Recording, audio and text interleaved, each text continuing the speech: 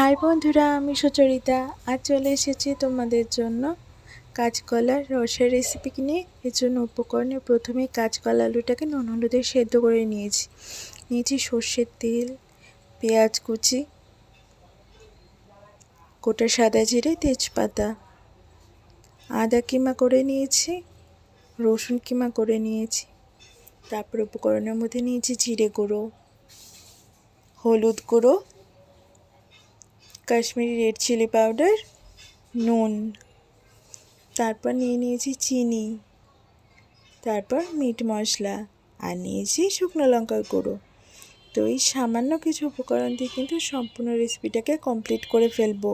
তো চলো রেসিপিটা এবার শুরু করা যাক। কড়াইতে পরিমাণ মতো সর্ষের তেল অ্যাড করে দিচ্ছি।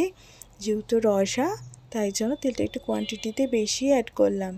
তারপর গোটা সাদা জিরে, তেজপাতা ফোড়নে অ্যাড করে দিয়েছি।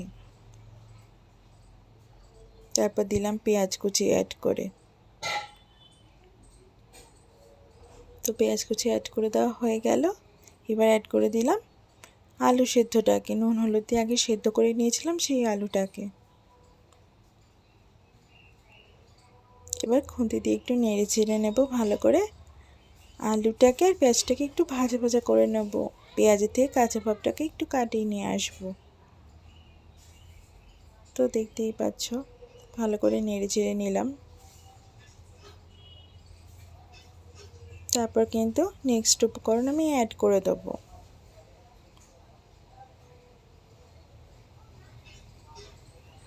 তো দেখতেই পেলে ভাজাটা অনেকটা হয়ে এসছে। তারপর কিন্তু রসুন কুচি আর কিন্তু আদা কুচিটাকে অ্যাড করে দিলাম।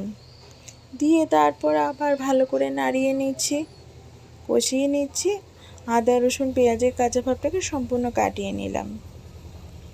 দেখতেই পাচ্ছ ভাজাটা অনেকটা হয়ে এসছে। তারপর কিন্তু সমস্ত গুঁড়ো মশলার কিন্তু জলে গুলে একটা পেস্ট তৈরি করে কিন্তু গ্রেভির জন্য অ্যাড করে দিলাম। তারপর ভালো করে খুন্তি দিয়ে একটু নেড়ে চেড়ে নিচ্ছি। তো বেশ খানিকক্ষণ একটু কষিয়ে নেব। যতটা সময় নিয়ে কষিয়ে নেওয়া যায় তত কিন্তু রসাটা খেতে কিন্তু দুর্দান্ত স্বাদের হবে এবং কালারটাও কিন্তু চমৎকার আসবে।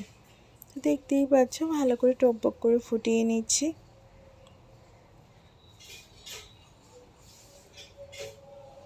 এদিকে গ্রেভিটা খুব সুন্দর করে কিন্তু কষিয়ে নিচ্ছি। তারপর যে কষিয়ে আসলো, তারপর কিন্তু আমি সেদ্ধ করে নেওয়া কাঁচকলাটাকে অ্যাড করে দিলাম।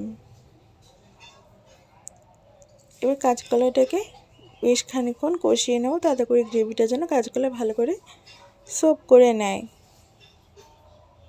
আর খুব সফট হয়ে যাবে, মুখে দিলে চট করে মেল্ট হয়ে যাবে। খেতে কিন্তু দারুণ লাগে। এই ফ্লেভারটা কিন্তু অসাধারণ কাঁচকলার রসের।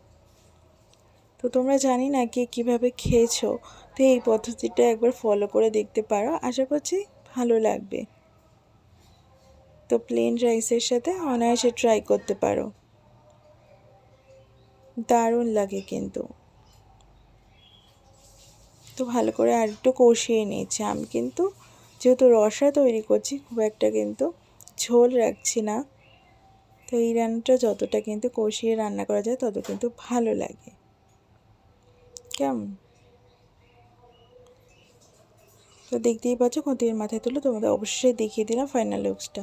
এদিকে রান্না আমার অলমোস্ট ডান হয়ে গেছে। এবার আমি গ্যাস কিন্তু অফ করে কড়াইটা থেকে কিন্তু সমস্ত রসাকে সার্ভিং প্লেটে সার্ভ করে দিচ্ছি। তোমরা সকলেই দেখে জানিও অবশেষে দেখতে কীরকম লাগছে রান্নাটা। দেখতে তো লোভনীয় হয়েছিল, কতটা লাল লাল হয়েছিল দেখতেই পাচ্ছ। তো দেখতে যতটা সুন্দর হয়েছিল খেতেও ততটাই সুন্দর হয়েছিল। তো ভিডিওটি ভালো লাগলে please do like, share and subscribe to my channel. আমাদের সকলের সাথে খুব শীঘ্রই নতুন কোনো ভিডিও নিয়ে চলে আসবো।